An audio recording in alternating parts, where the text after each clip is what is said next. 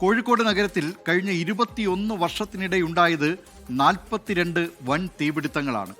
9 ജീവനുകൾ പൊലിഞ്ഞിട്ടും കോടിക്കണക്കിന് രൂപയുടെ നാശനഷ്ടം സംഭവിച്ചിട്ടും ഇന്നും വീഴ്ചകളിൽ നിന്ന് ഒരു പാഠവും പഠിക്കാതെ ഇരുട്ടിൽ തപ്പുകയാണ് അധികൃതർ.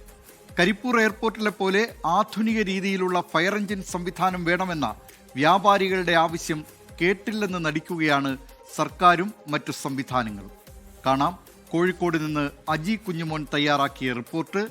നഗരം കത്തുമ്പോൾ വീണ വായിക്കുന്നവർ.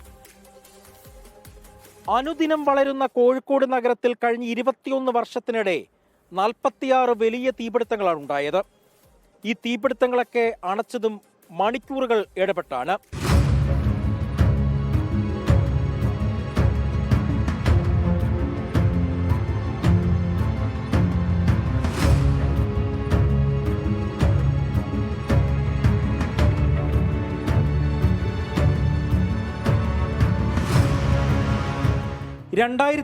മാർച്ച് 19 മാവൂർ ഗ്രാസിം ഇൻഡസ്ട്രീസിന്റെ ചൂലൂരിലെ തടി ഡിപ്പോ പൂർണ്ണമായും കത്തിനശിച്ചു.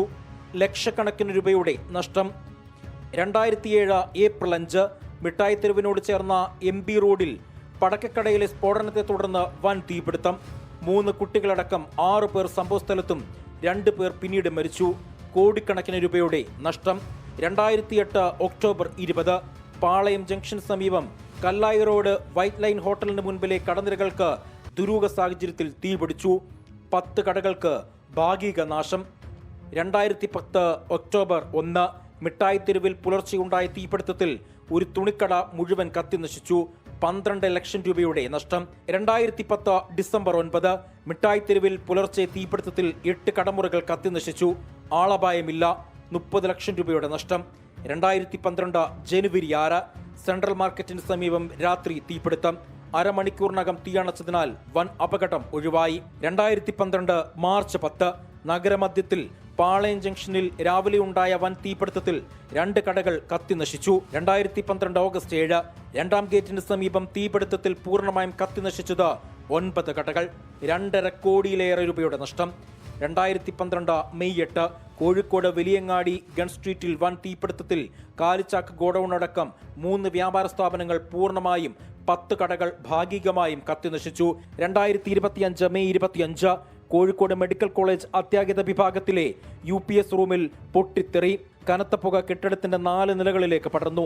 2025 മെയ് 5 മെഡിക്കൽ കോളേജ് ആശുപത്രിയിലെ അത്യാഹിത വിഭാഗത്തിൽ തീപിടുത്തം. PMCY കെട്ടിടത്തിലെ 6ാം നിലയിലെ തിയേറ്റർ കോംപ്ലക്സിലാണ് പുകയും തീയും ഉണ്ടായത്. 2025 മെയ് 18 കാലിക്കറ്റ് ടെക്സ്റ്റൈൽസിൽ വൻ തീപിടുത്തം. 75 കോടിയുടെ നഷ്ടമെന്ന് വ്യാപാരികൾ. 9 കടകൾ പൂർണ്ണമായും കത്തി. 2025 നവംബർ 29 ബേബി മെമ്മോറിയൽ ആശുപത്രിയിൽ തീപിടുത്തം. 9ാം നിലയിലെ എയർ കണ്ടീഷൻ ചില്ലർ പ്ലാന്റിലാണ് തീപിടുത്തമുണ്ടായത്. ആളപായം ഉണ്ടായില്ല. 2026 ജനുവരി 1 താമരശ്ശേരി എലക്കോരയിൽ പ്ലാസ്റ്റിക് സംഭരണ കേന്ദ്രത്തിൽ വൻ തീപിടുത്തം. 75 ലക്ഷം രൂപയുടെ നാശനഷ്ടം. MRI echo solution private company പ്ലാന്റിലാണ് തീ പടർന്നത്. 2026 ജനുവരി 19 നഗരപരിധിയിൽ പന്നിയങ്കരയിൽ നിന്നും ചക്കുംകടവിലേക്കുള്ള മേൽപ്പാലത്തിന് താഴെ 3 കെട്ടിടത്തിന് തീപിടുത്തമുണ്ടായി. തീപിടുത്തമുണ്ടായാൽ അത്യാധുനിക രീതിയിലുള്ള സംവിധാനങ്ങൾ വേണമെന്ന വ്യാപാരികൾ നിരന്തരം ആവശ്യപ്പെട്ടിട്ടും നടപടിയില്ല. 2005 9 ആളുകളുടെ മരണത്തിനിടയാക്കിയ മിഠായി തെരുവിലുണ്ടായ പടക്കക്കടയിലുണ്ടായ തീപിടുത്തം. ആ തീപിടുത്തത്തിൽ കോഴിക്കോട് നഗരത്തെ രക്ഷിച്ചത് കരിപ്പൂരിലുള്ള ആധുനിക സംവിധാനത്തിലുള്ള ഫയർ എഞ്ചിനായ പാന്തറാണ്. അന്ന് നമ്മളത് മനസ്സിലാക്കിയപ്പം അന്ന് മുതലേ സർക്കാരിൻ്റെ മുമ്പിൽ ഏകോപന സമിതിയുടെ ഒരു ആവശ്യമാണ് അത്തരത്തിലുള്ള ആധുനിക സംവിധാനത്തോടുകൂടിയ ഒരു ഫയർ യൂണിറ്റ് നമ്മുടെ ബീച്ചിലുള്ള ഫയർ സ്റ്റേഷനിൽ വേണം എന്നുള്ളത്. 5 അഗ്നിരക്ഷാ യൂണിറ്റുകൾ ഉണ്ടായിരുന്ന ബീച്ചിലെ ഫയർ സ്റ്റേഷൻ പൊളിച്ചടുക്കി 2 യൂണിറ്റുകളാക്കി ചുരുക്കിയതാണ് കഴിഞ്ഞ 2 വർഷത്തിനിടെ അധികൃതർ ചെയ്തത്. തിരക്കേറിയ മിഠായി തെരുവിൽ 6 തവണയാണ് ഈ കാലയളവിൽ തീപിടുത്തമുണ്ടായത്. മെഡിക്കൽ കോളേജിൽ 4 വട്ടവും തീ പടർന്നപ്പോൾ പാളയത്തും വലിയങ്ങാടിയിലും കളക്ടറേറ്റിലും കോർപ്പറേഷൻ മേഖലാ ഓഫീസിലെല്ലാം തീപിടിച്ചു. പലതിനും കാരണം ഒന്ന് തന്നെ, ഷോർട്ട് സർക്യൂട്ട്. ഓരോ തീപിടുത്തത്തിനും കോടിക്കണക്കിന് രൂപയുടെ നാശനഷ്ടമാണ് വ്യാപാരി വ്യവസായികൾക്ക് ഉണ്ടാകുന്നത്. ഇതിനൊരു ശാശ്വത പരിഹാരം വേണമെന്ന് തന്നെയാണ് വ്യാപാരികൾ ഒന്നടങ്കം ആവശ്യപ്പെടുന്നത്. രാജേഷ് വെള്ളരിക്കുണ്ടിനൊപ്പം അജി കുഞ്ഞുമോൻ, 24 കോഴിക്കോട്. പൊതുജനം കഴുതയല്ല സാർ.